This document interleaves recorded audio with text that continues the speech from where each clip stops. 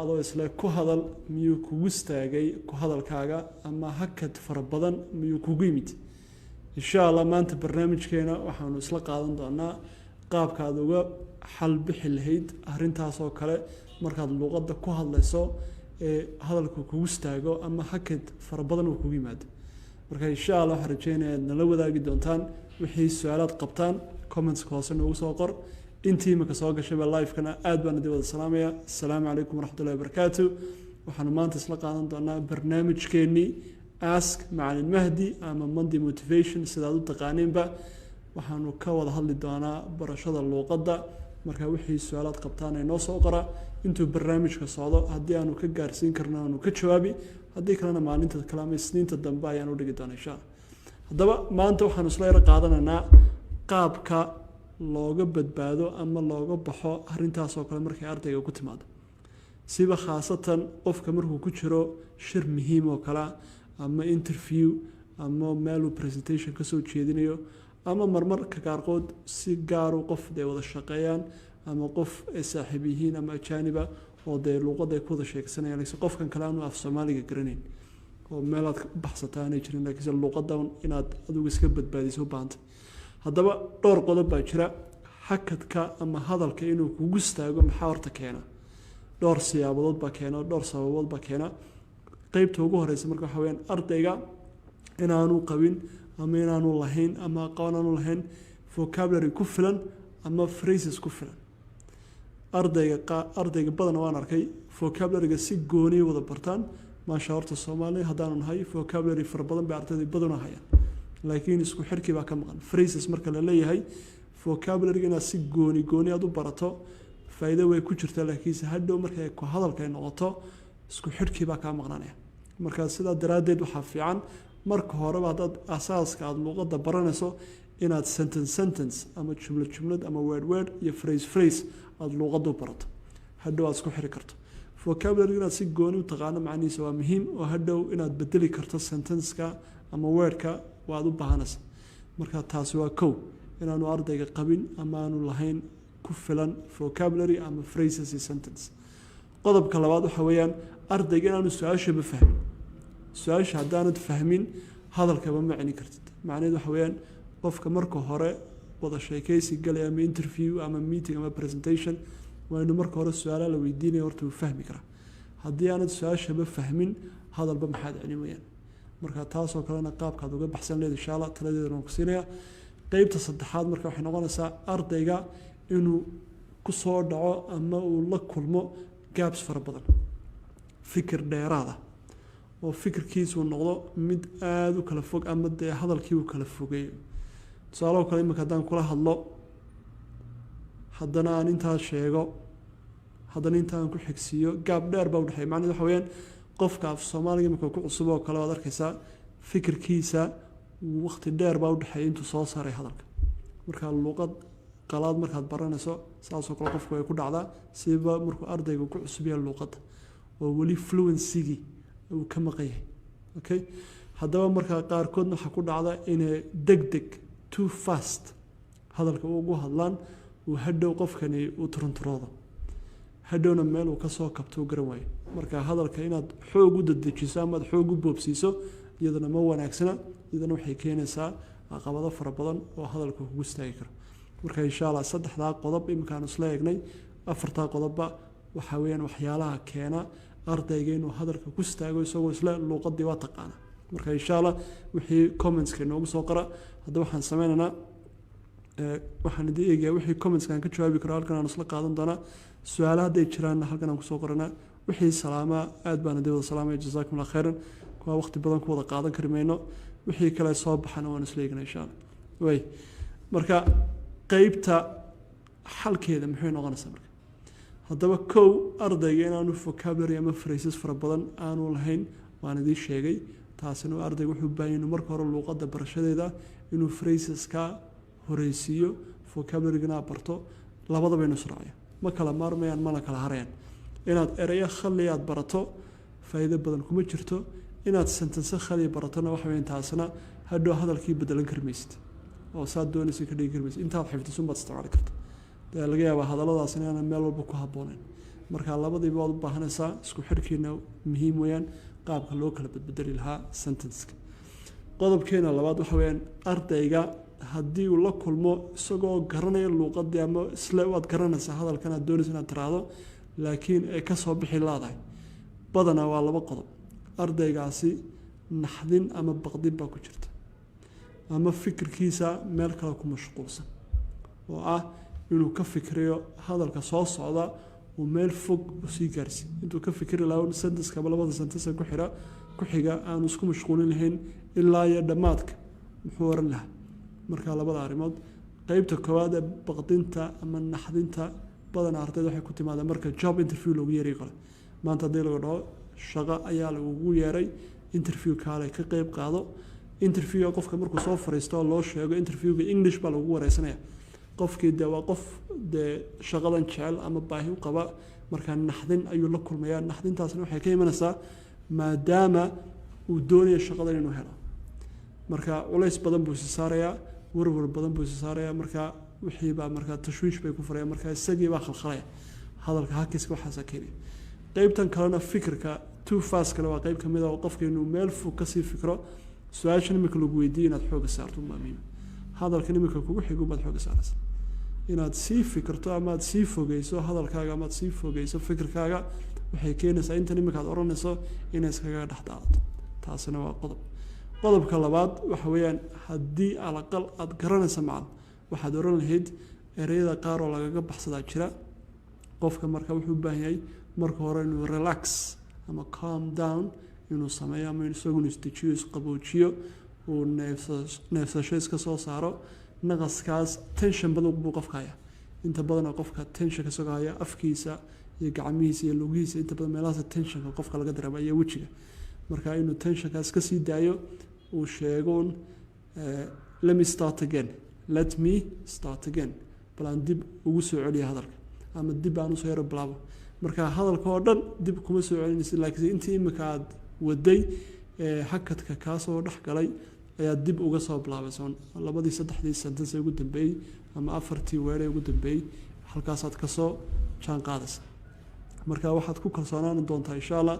maskaxdaada inay ku siin doonto fursad kale oo aad meel kale ka leexato marka waxaad u baahan tahay inaad dib u soo yaro bilowdo wadada marka aad mareysay markii hore ma tu kale ay maskaxdaada ku marin doonto maskaxdu waa soo shaqeyso cajiib ilaahay soo abuuray marka alxamdulillah taana ka faa'iideyso qodobka kale marka waxa weeyaan what was I saying hada tiraahdo oo let me start again labada waad adeegsan kartaa waad timtaysama marka insha Allah xarajeynaya imika intii comments nagu soo qoraysa ku soo qora wixii su'aal ee ku saabsan barashada luqadda Englishka waan isla qaadan doonaa insha Allah hadaba marka laga hadlayo sentence-ka kale haddii aad leedahay waxba kuma bixigsiin kartid ama hadalka halkaas hakad kaaga noqday oo qof aad wada sheekaysanaysaan aan ahayn the job interview ama meeting hawl muhiim aan ahayn ama meeting marmar waad sameyn kartaa waxaad oran kartaa anyways moving on or let me move on aan ka gudbo hadalka haddii aad aragto inuu aanu ka soo bixin ama qodobka aanad dhameystiri karin ama hadaladii aanad soo saari karin ka gudub ka ku xigo u gudub kadib markaad soo noqoto ama kaad soo dhameysato haddii aad fursad u leedahay ama aad xasuusato dib aad ugu soo noqon kartaa insha Allah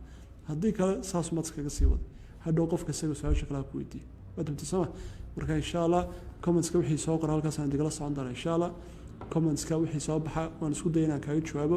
noo soo qora wixii ku saabsan barashada luqadda hadaba qodobka saddexaad waxa weeyaan ama qodobkii labaad aan isla qaadanay ardayga hadduu fahmi waayo su'aasha baladaad fahmi weydo ka waran maxaad oran kartaa qodobka ugu horeeya waxa inaad tiraahdaa can you repeat that again please can you repeat that marka hore in qofka codsi aad u dirtaa aad ku tiraahdaa ama aad weydiisaa hadalka miyaad ugu soo celin kartaa adoo raaliya please wada inaad raacaysa can you repeat that please hadalka ama intaa maad ku soo celin kartaa marka qofku wuxuu isku dayay inuu hadalka markii hore laga yaabo inuu dedejiyay adna inay markiiba ku dhaaftay marka qofka hadaad codsiga ama aad si yar oo wanaagsan aad u weydiisato waxa laga yaabaa inuu tartiib marka labaad uu kugu sharaxo marka sorry I don't understand wad oran kartaa I'm sorry I don't understand ama qofka waa inaad u sheegtaa can you explain that please can you clarify what you mean miyaad ii sharaxi kartaa ama miyaad ii faahfaahin kartaa waxaad u jeedo su-aashaasi macnaheeda marka qofka isagaa kuu sharaxaya marka ama dhinaca kale uu kaaga soo mari waxaa laga yaabaa ereygan uu adeegsanaya inaad fahansanayba marka sharaxaad markaad weydiiso inuu faahfaahiyo macnaheeda ayaa laga yaabaa inaad halkaa kasoo dhex saari karto fahamka insha allah okay qodobka marka su-aasha marka arday baa inoo soo weydiisay xagga marka intaan dhameeyo markaasaan su-aalahan usoo noqona aniga xagga idilkala socda marka qodobka ugu dambeeya waxa weeyaan xaggan markaad odhan karto su-aal inaad su-aal uga jawaabto su-aal baad su-aal uga jawaaba qofka markuu fikirkiisa aanu dhiiban karayn ama uu soo gudbin karayn qofka kasoo qaado kale wuxuu koranayaa what do you think about the war in hebel hebel ama what do you think about the inflation sixir bararka oo kale maxaad ka aaminsanta ama aragtidaada maxaad ka qabta marka haddii aad leedahay hadalkaas oo kale dee maba soo gudbin kartid ama dee ereyadii baa kaa maqan I'm not sure what do you think about wixii ku weydiiyad markaa ku daba taxaysa I'm not sure what do you think about inflation marka qof aad iskaranaysaa weeyaan marka taasoo kale interview kama adeegsan kartid waayo interviewga adaa su-aasha lagu weydiiyay ma oran kartid su-aasha adaan dib kugu celinaya waa laba qof oo wada sheekaysanaya ama laba qof oo meel ku kulmay ama laba qof oo wada sheekeynaya oo dee su-aale dee wada sheekaysun caadi ka dhex socda markaas taasoo kale aad adeegsan kartaa inaad adigu bal ra'yigaaga intaad dib yaro dhigato qofkan kale su-aasha ku weydiiyey inta badanaa dadka su-aasha markay ku weydiinayaan waxay ku weydiinayaan sababtay ku weydiinayaan iyagaa ra'yi qaba ama fikrad bay qabaan ay doonayaan inay kula wadaagaan marka hore iskama soo saari kara marka hore inuu adigu ku weydiiyo fikirkaaga iyo ra'yigaaga markaad soo gudbiso isaguna tiisii uu marka horeba la diyaar ahaa ayuu doonaya inuu kuu sheego marka su-aashaas oo kale inaad su-aal ku celiso waad ka faa'iidaysan kartaa waa arday ahaan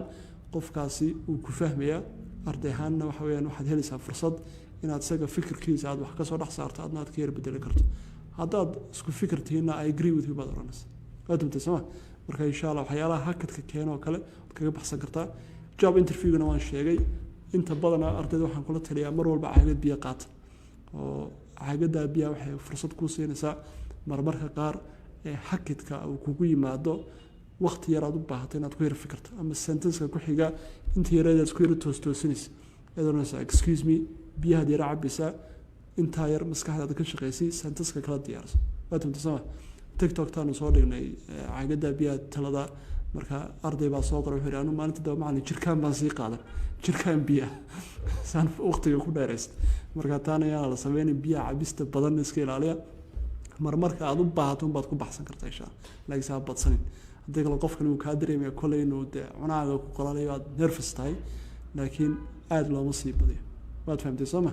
waay haddaba asad baa su-aalna soo weydiiyey calaykum salaam mahadsanid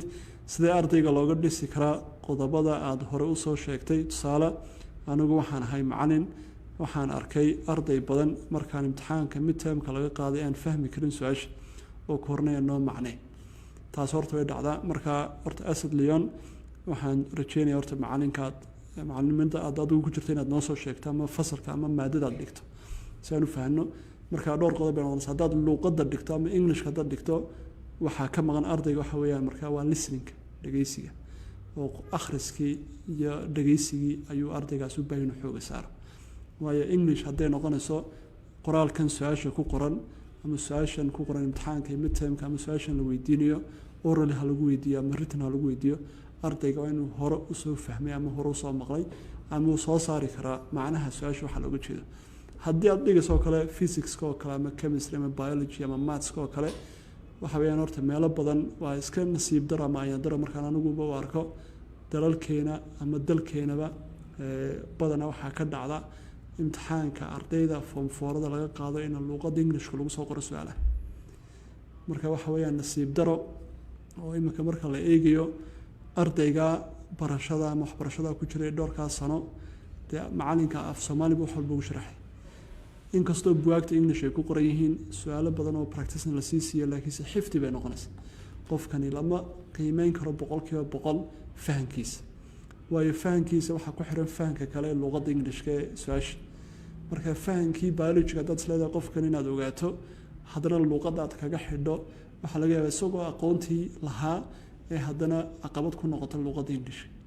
marka waa nasiib daro arday badan oo halkaasi jaamacad ahaanba oo hoos u dhacay marka tusaale kale waxay la mid tahay anagoo ingiriiska joogno oo kale oo primary secondary luqadda englishkana lagu soo dhigay ilaa college-ka jaamacadda marka la galana lagu dhahoon waxaad ku dhiganaysaan jaamacadda af Chinese ama af Faransiis dee ardaydii ingiriiska ay kusoo barbaaray luqadda englishka maca loo dhigayay ee weligoodba waxbarashadooda english kusoo qaadanayay marka jaamacadda la dhaho af Chinese baa lagu dhigaya ama af Faransiis dee qofkaasi jaamacadda muxuu keenayaa natiijo noocay buu keeni karaa isagoo maskaxdiisa ay fiican tahay aqoontiisana uu leeyahay waxaan uu baran karo laakiin waxaad caqabad weyn uga dhigtay ama derbi weyn aqoontii waxaad hor istaajisay luqad qalaad oo qofkan aanu fahmaynba marka aqoontiiba suu fahmay haddii mar walba luqadan kale wixii lagu sharaxayo marka waxay bugaagtan theory-ga ee fara badan ee luqadda englishka lagu qoray in af Soomaali loo bedelo taasaan aaminsanahay maanta insha Allah bas haddaba musal khayri macna lacag baan soo diray wali waxba idinka hayo marka musal khayri waxaad ii soo sheegtay insha Allah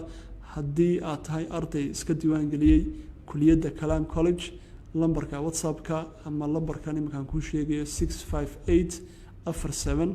marka waa 063 65847 kaad lacagta ku dirto baad la xiriiri doontaa insha Allah waana lagu baarayaa marka xilligaad waqtigaad soo dirtay iyo magacaad soo kugu qoran ayaa lagu eegayaa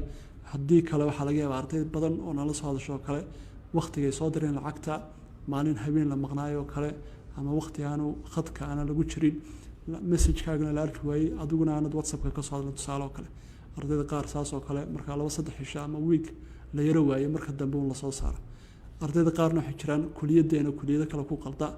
oo kuliyad kale inta lacagtu diraan anagana marka anagu dhaha macna lacagtu aan soo diray iga baad marka hadhow la weydiiyana lambarkaad ku dirtay lambar kale oo aan kuliyada lahayn buu soo sheega marka insha Allah inta baad dad soo sheegto lagu baarayaa haddii lagu helana marka sida ugu dhaqsaha badan ayaa fasalada lagu dari doona insha Allah naga raali noqon doontaa jazakumullahu khairan aaminana waan ku salaamay jazakumullahu khairan